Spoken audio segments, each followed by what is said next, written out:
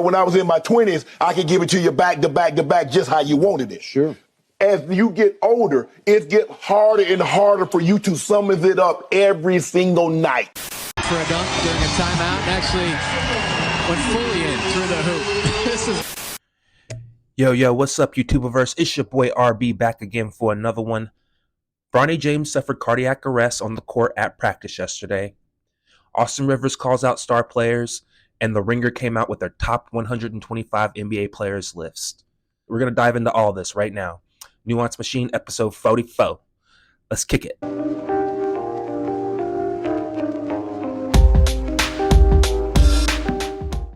right, before we get started, please hit that like and subscribe button. Also, please check out my shop, breezysprints.com, where you can find all original designs printed on high-quality tees, tank tops, sweatshirts, and hoodies. All designs are done by yours truly, and without further ado, let's get into it. You're getting word that Bronny James, who is going to be a freshman basketball player at USC, suffered cardiac arrest while at a practice yesterday. Let me read a statement that was just provided to us by the family. It says, yesterday while practicing, Bronny James suffered a cardiac arrest. Medical staff was able to treat Bronny and take him to the hospital. He is now in stable condition and no longer in the ICU. We ask for respect and privacy for the James family, and we will update the media when there is more information. LeBron and Savannah, the parents of Bronny, wish to publicly send their deepest thanks and appreciation to the USC medical and athletic staff for their incredible work and dedication to the safety of their athletes. So cardiac arrest while at a practice yesterday. Importantly and crucially, before we have any more discussion, resting comfortably, no longer in the ICU. So breaking news says that Bronny James, son of LeBron James and freshman at USC, has suffered a cardiac arrest on the court at practice on Monday. And I just got to say, this is terrible, awful news for Bronny and his family. And before we even talk about his basketball future, I hope, and the whole basketball community hopes, that he will be okay. It's rare, but people have passed away on the basketball court in a similar fashion. And thankfully, Bronny was rushed to the hospital, treated, and is now in stable condition and is no longer in the ICU. People will question how this will affect his basketball future, but honestly, we just don't know until the doctors figure out exactly what the cause of this was. You know, they got to diagnose and find a course of action. He could have something easily treatable or something career ending. We just do not know. And there's no point in speculating on that until we know exactly what is wrong. Now, my first thought when I saw this was, I hope Bronny is okay. My second thought was, how does this affect his future? And unfortunately, my third thought was, oh God, anti-vaxxers and their conspiracy theories are going to take this and run with it. Now, I'm not saying the question of was he vaccinated and does that have any relevance to this should be ignored. No, that's a valid question. But this situation has happened many, many times before. It's happened way before that COVID vaccine was ever even thought of, and it will continue to happen. My point is that Dr. Gupta here is right. Let's get right to CNN Chief Medical Correspondent Dr. Sanjay Gupta. Sanjay, you've now seen this statement. Give us a sense of what you see here, what this means to you. Well, so he's 18 years old. Sounds like he had this sudden cardiac arrest.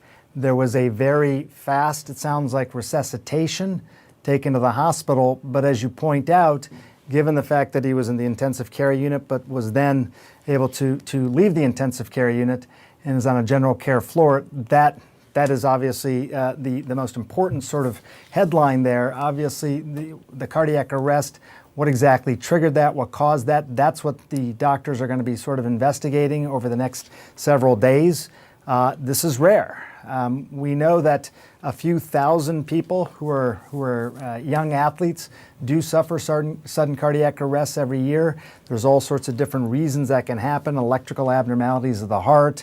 We know, for example, with Damar Hamlin, it was related to something known as cordis commotio, which is a blow to the chest wall. We don't know what happened specifically with Bronny James, but in any given year, this does happen thousands of times. Sometimes it can be a structural abnormality of the heart that was never really recognized until now. Wasn't recognized until someone actually first has a problem with it. It could be an electrical problem with the heart. Again, that was unrecognized till now. So we'll get more of those details. But again, the most important thing, thankfully, is that he appears to have been resuscitated successfully. And in terms of how doctors are looking at him now, they think that he is stable enough to not need intensive care at this point, which is also good news. There are many reasons this could have happened. Let's just let the doctors do their jobs, and not everything is a conspiracy. So I hope Bronny is going to be okay. I hope the doctors can figure this out so he can continue to play basketball. And if it turns out that he can't play basketball, that would be extremely unfortunate. But don't forget, he's still LeBron James's son. He's so connected that he will figure out a way to be around the game of basketball, whether he's playing or not. So, let's just hope for the best, and hopefully everything will be okay. So we're going to pivot here. The other day, Austin Rivers posted a video of him ripping star players overusing trade requests to get what they want in the new CBA that was just signed. Listen to this video clip. Regardless of how good of a player you are, man, the NBA is not, it's a privilege. If you were a free agent, then you could choose where you were going to go. Right. That's the business. Yeah. But when you're not and you sign a deal, man, that's part of the business, bro. If you get traded somewhere, like, you got to go play, man. And this started with like James and Ben and all these guys doing this shit. It's bad for the league. This is why our CBA deal that we just signed, and I don't even want to get heavy into that. That's why you're seeing all these teams right now with, you either make 50 million or 2. It's the most lopsided contract teams. I mean, it's a joke, bro. I can't tell you how many mid-level guys are signing for vet minimum around the NBA. It's laughable. It's a scary dynamic when stars start acting like this. And I'm a big fan of Damian. Everyone knows. I mean, I've had so many battles with him. I've been in many playoff series against Damian. But I don't like when stars do that, because it's just like, what does every other player do? So because you're a good player, like, you just don't have to show up? Now, I got to say, I'm glad a mid-level guy is standing up and saying, yo, this is BS, man. Adam Silver and the NBA's marketing strategy of star promotion over team promotion has seeped into seemingly every aspect of the NBA, including NBA contracts, the NBA collective bargaining agreement, and how stars are treated by their organizations. The star players have such a heavy leverage that they can hold teams hostage. Look at the Ben Simmons situation in Philly. Dude quit on his team because his coach publicly criticized him. He requests a trade and refuses to show up to work. Philly decides, okay, well, if you don't show up, we're not going to pay you, which is how any job works, right? He finally gets traded in the middle of the season, and then he has the nerve to file a grievance against the Sixers to recoup the money he wasn't paid because he wasn't working. And the Sixers settled, and Ben still got $20 million. Like, it's just unbelievable. It's insane that James Harden can accept his player option and then immediately demand a trade, only doing so because nobody was willing to pay him a new contract that's worth as much or more per year than his current player option. So James is literally attempting to beat the system so he can have his cake and eat it too. Well, I guess in this case, it's to have his burger and eat it too. Yo, James, tell me those aren't enough for you, bro. That's wild if it is. And it's probably going to work. It's just unreal, man. Completely unreal. And now the new CBA has structured things where teams can sign a bunch of max contracts that eat up most of the available salary cap. That part isn't new. You've been allowed to fill your roster with 3 to 4 players that eat up most of your salary cap. But this is where things get different. Instead of only being able to sign vet minimum players after reaching the cap, which, if you need an example, it's why those LeBron James Heat teams had players like Birdman and Mike Miller. Now, you're allowed to sign mid-level players as well. Let me explain this just a little bit better. So, the current salary cap is roughly $136 million. In the past, you could only sign vet minimum players once you pass this number. But now, that's just considered the first apron. Now you can sign a mid-level contracts at this moment up until $172 million. But wait, there's more. There's a second apron at $182 million where you can do the exact same thing. You can pay an even bigger luxury tax and continue to sign veteran minimum contracts. And the more teams that use these exemptions, the fewer roster spots there are available for mid-level players to make actual mid-level contracts. There are 450 roster spots total in the NBA. And you're seeing guys like Dillon Brooks, who was ranked 125th on the Ringer's top 125 NBA players list. He just signed a 4-year, $86 million contract. Like, that's huge.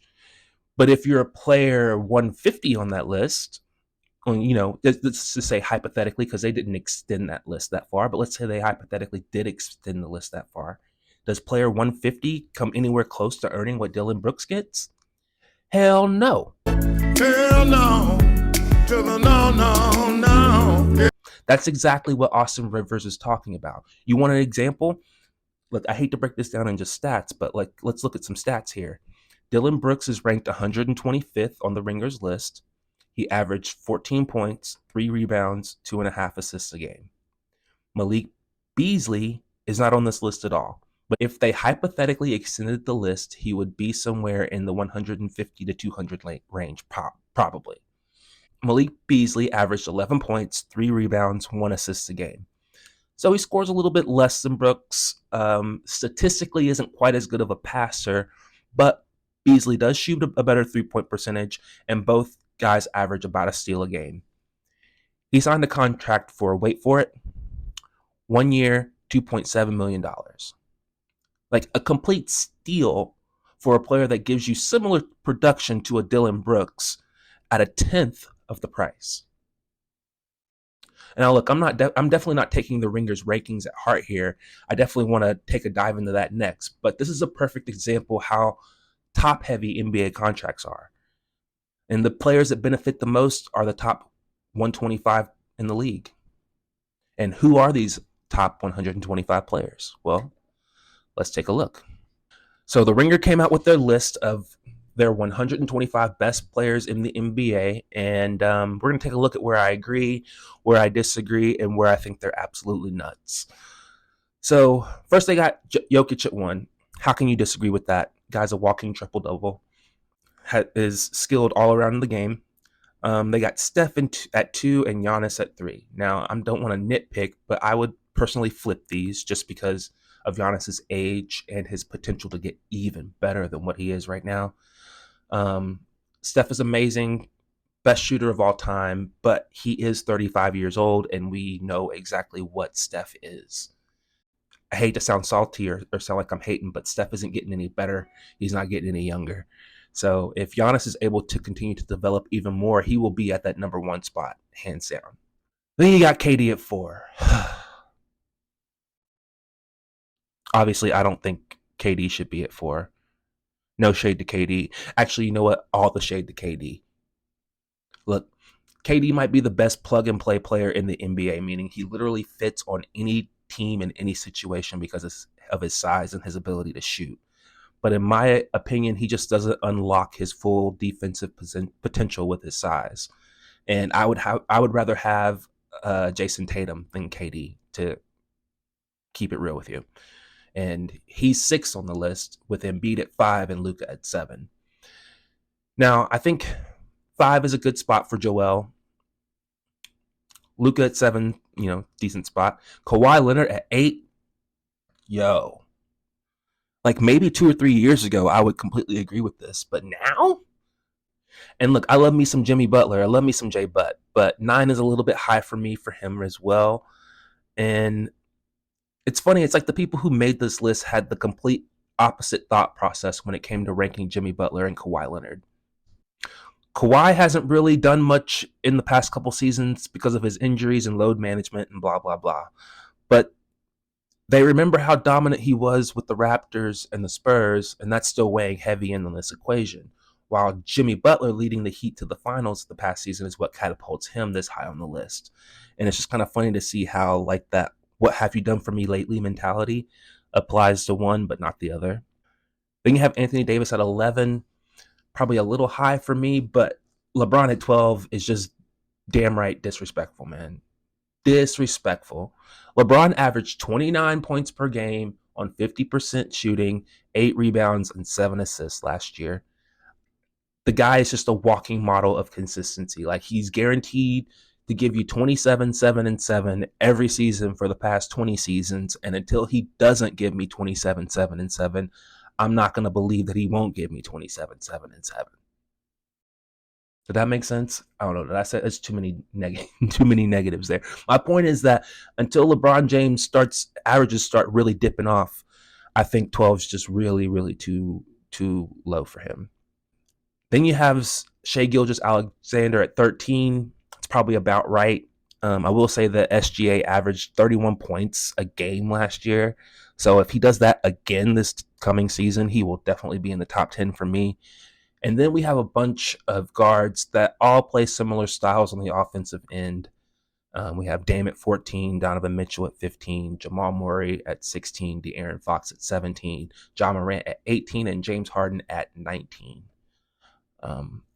All those players somewhat play similar styles. James Harden at 19 doesn't seem like a bad spot until I see that Jaylen Brown is all the way at 22. Yikes. Ask any Philly fan right now who they would rather have on the Sixers right now. Jaylen Brown or James Harden.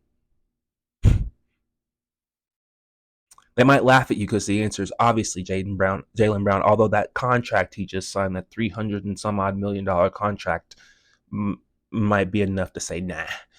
But then you have Trae Young, Anthony Edwards, and Paul George to round out the top 25. Now, I'm not going to continue to go through this list with a fine-tooth comb after this point. I have a few more highlights to make, and then I'll wrap this video up.